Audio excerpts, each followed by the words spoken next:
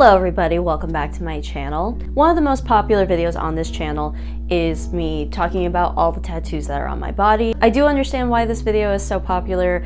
I personally also like hearing stories of how people got their tattoos, why they get their tattoos. I think tattoos are a good indicator of a person's personality, especially like various things like the style of the tattoo, when they got it, what was popular at the time. That video on my channel is now over a year old. I made it at the end of 2022 and it is now April of 2024, and I have since gotten more tattoos, so I figured I'd make an updated video. I'm not going to explain all the tattoos that I have. If you want to see all of them prior to this video, feel free to check out that video on my channel. I am just going to talk about the tattoos that I have gotten since that video. Alright, let's talk about my tattoos. I'm going to go in order chronologically, so let's start with my thigh tattoo. So this tattoo was in my last video. Just as a quick recap, it is the album art from an artist that I really like. The artist himself designs all of his own album art in Blender. There's a specific artist that I liked her style. It's a little bit more like grungy kind of dot work. I wanted to get it done in her style as opposed to more similar to the original artwork, just because I feel like her style can hold up against the test of time a little bit better than like a hyper realistic interpretation. And yes, it was in the last video because it was only partially done, but now it is completely done and fully shaded, so I figured I'd make a little update to how it looks. Alright, next we're going to move on to my shoulder here. So this tattoo was actually from a charity flash event. It was a fundraiser event to raise money for one of the tattoo artists' surgery. They had recently undergone a lot of operations and accrued a lot of hospital bills for a very serious condition. And so the shop was raising money to help fund the hospital bills that they had to pay. And their name is Iroh. They don't go by that name anymore, but one of the artists made an entire flash sheet related to Iroh from Avatar: The Last Airbender. In Avatar: The Last Airbender, Uncle Iroh is part of a society called Order of the White Lotus, represented by this symbol. And this specific piece was done by the artist whose Instagram handle name is Art by Churro. This artist was really kind and gracious, mainly because the event was supposed to be arms and legs only, and this is a little bit outside of the range of what they would consider arms and legs only. It's a little bit more in the back and shoulder area, but he let me do it mainly because I have a different tattoo that is loosely Avatar: The Last Airbender based, and I was a little bit pushy of wanting to get the lotus in where the koi fish is swimming around it, to kind of make it look like the koi fish is swimming around the lotus so that it would flow very nicely together. I specifically brought a shirt so that I could change into to make it easier for him to access it. And he did say, I'd feel really bad if you had this whole placement planned and I didn't give it to you. So he very graciously did it for me in this specific spot. I think it turned out really great. I love that the two pieces, even though they're done by separate artists, they work very well together. And you know, the money went to someone who very much needed the money. I think this piece cost, I want to say $150-ish, and I'd rank the pain at a 4. It was very manageable.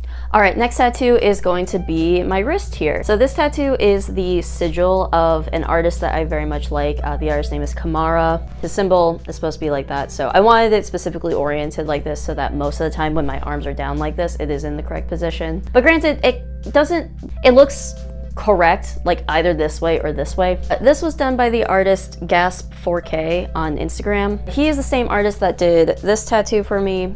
Paint on this one was also pretty minimal. I'd say about a 4. Oh, I forgot to say the price of this tattoo. I think this was $125 or something like that. It was a very quick tattoo. Now we're gonna move on down to my ankle. I like to joke whenever people say, hey, I like your Bulbasaur tattoo. I like to hit them with, actually, it's a Ditto tattoo. There is an episode of Pokemon that I remember very clearly from my childhood because I watched a lot of Pokemon when I was little. An episode all about Ditto, the Pokemon, and the Ditto's trainer, Duplica. Ditto, kind of like the name implies, can transform into any other Pokemon. However, this specific Ditto struggles with getting the face right. The face always looks like Ditto's doofy little face. And I, for quite a while, really wanted some sort of Pokemon tattoo. And one day I had the idea of a Bulbasaur with a Ditto face because I think that is hilarious, adorable. I've always also gravitated towards grass type Pokemon. I think part of it is having a job in the earth sciences, biological sciences. When I first played Pokemon Fire Red, I had Bulbasaur as my starter. I'm a Virgo, so I'm an earth sign. This tattoo was done by Linda at Divine Tattoo Studio on Instagram. You can find them at this handle. Linda's handle is Linda Tattoo. Linda did my koi fish tattoo. She also did my Spirited Away tattoo.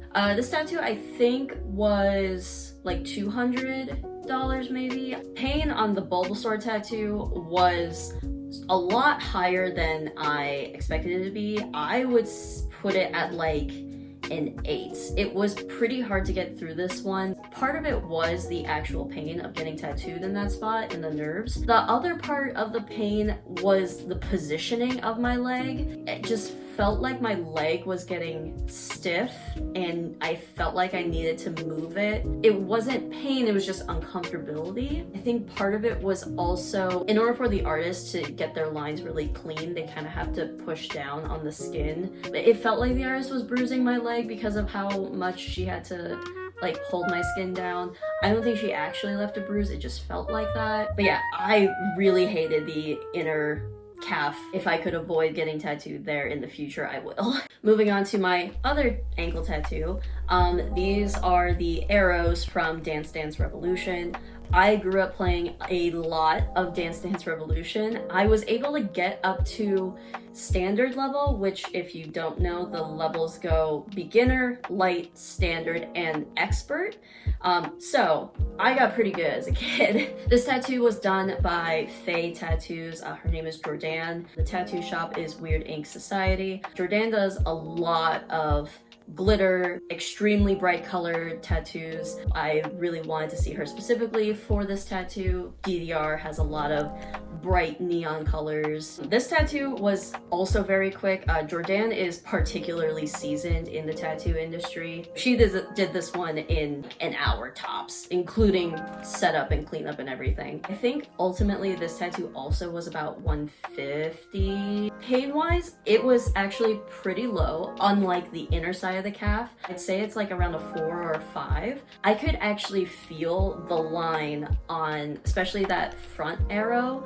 I could tell as soon as she crossed over to the point of the arrow, I was in more of a sensitive zone. It was very interesting and weird. She was only in that zone for like 10 minutes tops or so, but I could feel on one side the pain was like a 4, and then the other side it was like a 7. It's weird how the human body works like that. All right, and I think we're gonna move on to the most recent tattoo of mine, which is my shoulder here. This tattoo was also done by Linda at Divine Tattoo Studio. I really wanted some sort of paper crane tattoo. Paper cranes have been like just kind of a part of my childhood slash like my whole life and my culture. I learned how to make a paper crane when I was a child, probably before I could ride a bike. And if you asked me today to fold a paper crane, I could do it. I also really love how origami paper has so many different intricate, colorful patterns on it. So I also really wanted that to be a part of the tattoo design. I think Linda did an incredible job with the level of detail. Some of these look like they're almost like popping off of my skin. I get a lot of compliments on this tattoo, even though it's like very recent. That is my updated tattoo review. Let me know your guys' thoughts. Let me know what you think of my tattoos. Which one is your favorite? Which one is your least favorite? Make sure to like the video, comment below, subscribe if you haven't, and I'll see you guys next time. Bye.